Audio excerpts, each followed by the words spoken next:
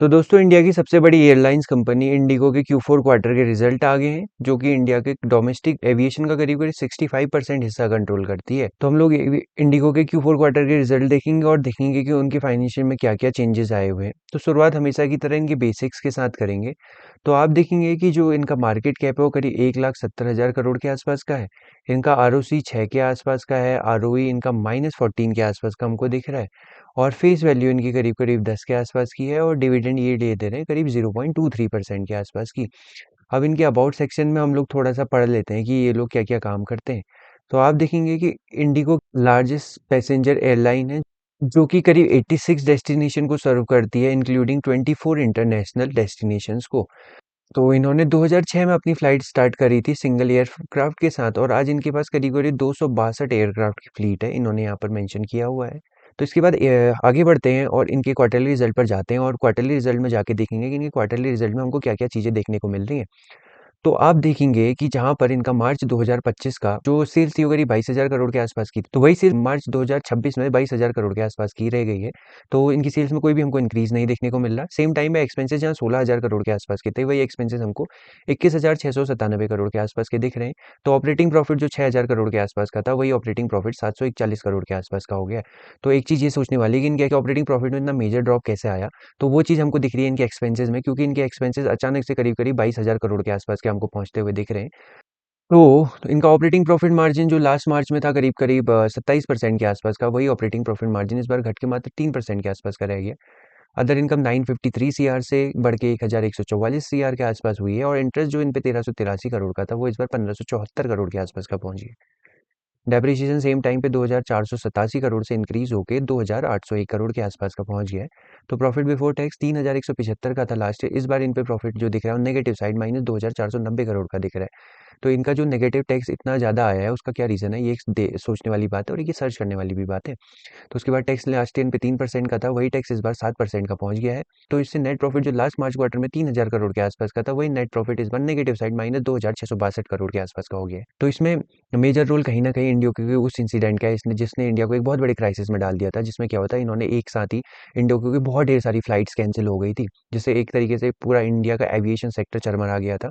तो ये बहुत बड़ा मेजर क्राइसिस है। तो इससे समझ में आता है कि अगर कोई भी एक मोनोपोली कंपनी है, अगर वो मोनोपोली कंपनी अपनी मनमानी पे उतर आए, तो किस तरीके की चीज़ें हो सकती हैं। तो इसमें इम्पैक्ट ये हुआ था कि करीब-करीब एक 1 से डेढ़ हफ्ते तक ये पूरे ऑल ओवर इंडिया में हम लोगों को फ्लाइट्स की बहुत ज़्यादा दिक्कतें देखने को मिली थी। जो लोग जहाँ थे वहीं फँस के रह गए थे। तो ये क्राइसिस की वजह से इंडिगो के हमको बैलेंस शीट में इतना बुरा इम्पैक्ट होते हुए दिख रहा है। तो हम लोग क्या करेंगे, इंडिगो की वेबसाइट में जाएँगे और वहाँ जाके देखेंगे कि ये किन-किन डेस्टिनेशंस पर अपनी सर्विस प्रोवाइड करवाते हैं।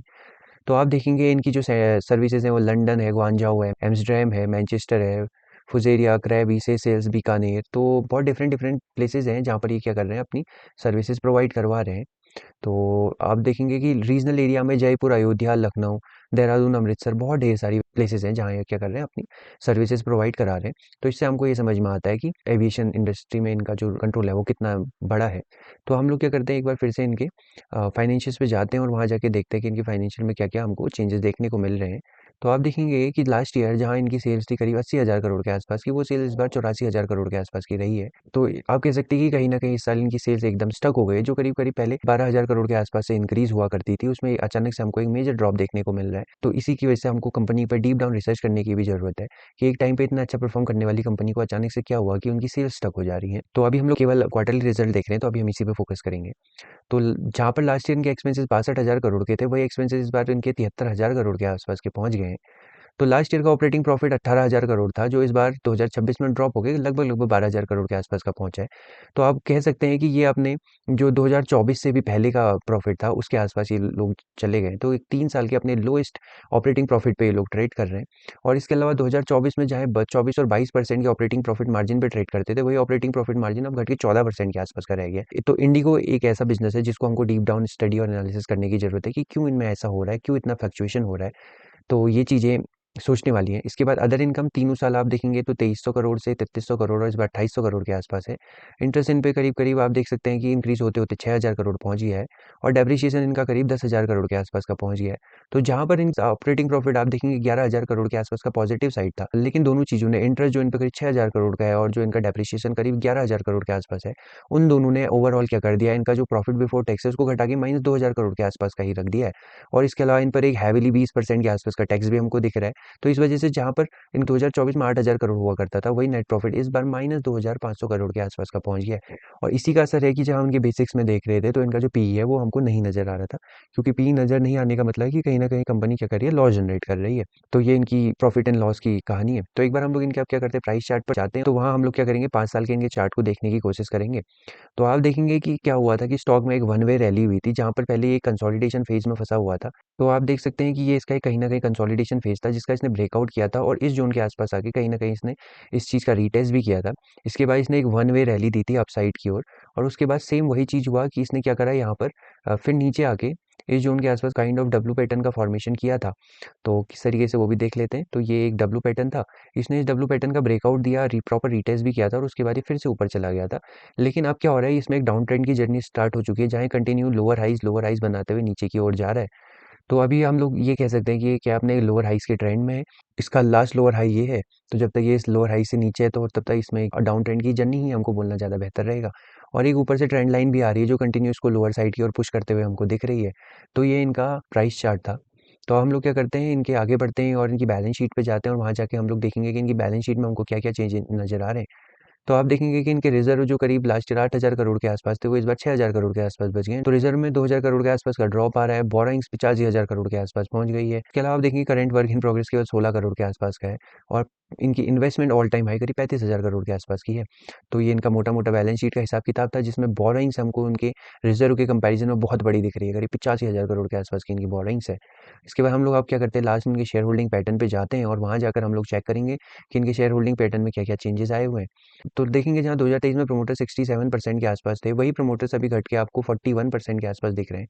तो प्रमोटर्स में बहुत बड़ा करीब 26% के आसपास का हमको ड्रॉप यहाँ पर दिख रहा है। एफ आई आईज 19% से 21% के आसपास हैं। तो एफ आई आईज में एक छोटा सा इंक्रीज हमको देखने को मिल रहा है, जो करीब 2 से 2.5% के आसपास का इंक्रीज है।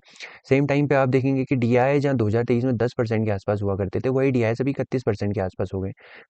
तो डीआईएस में हमको 21% का इंक्रीज दिख रहा है। तो यहाँ पर एक चीज़ हमको समझने वाली है कि जो भी प्रमोटर्स की शेयर होल्डिंग में ड्रॉप आया है, वो मैक्सिमम ड्रॉप जो है हमारा क्या कर लिया है, डीआईएस ने एब्जॉर्ब कर लिया है। और सेम टाइम पे थोड़ा बहुत जो एफआईआईस थे वो भी इंक्रीज हुए। तो यहाँ पर हमको एक चीज़ समझ में आ रही है कि कंपनी का ऑपरेटिंग प्रॉफिट नेगेटिव है, लेकिन फिर भी एफआईआईस और डीआईएस इस फील्ड में बुलिस है।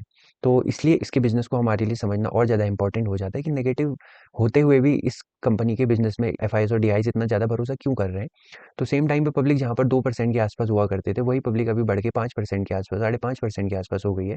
तो पब्लिक में भी हमको क्या हो रहा है, 2 से 2.5% का इंक्रीज होते हुए दिख रहा है। और नंबर ऑफ शेयर होल्डर जहाँ पर 1 लाख के आसपास थे 2023 में, वही number of share holder 4 lakh के आसपास पहुंच गए। तो यहाँ पर एक चीज नोटिस करने वाली है, जहाँ पर पब्लिक केवल 3% इंक्रीज हुई है, लेकिन शेयर होल्डर करीब आप बोल सकते हैं 3 से 4 गुना इंक्रीज हो गए। तो ये भी एक नोटिस करने वाली चीज़ है। जैसे जैसे पब्लिक इंक्रीज होती है तो कहीं न कहीं छोटे-छोटे नेगेटिव न्यूज़ पर भी वो क्या करते हैं, सेलिंग स्टार्ट करते हैं और उससे क्या होता है, प्राइस चार्ट में हमको फ्लक्चुएशंस देखने को मिलते हैं। तो ये मेरा इंडिगो पेंट का मोटा-मोटा एनालिसिस था। तो आई होप आपको एनालिसिस पसंद आया होगा। अगर आपको एनालिसिस पसंद आया तो वीडियो को लाइक और शेयर ज़रूर करिएगा। और अगर आप स्टॉक मार्केट से रिलेटेड ऐसी और न्यूज़ चाहते हैं तो आप मेरे टेलीग्राम ग्रुप को भी जॉइन कर सकते हैं। उसका लिंक मैंने इसके डिस्क्रिप्शन में दिया हुआ है। तो चलिए मिलते हैं नेक्स्ट वीडियो में, तब तक अपना ख्याल रखिए।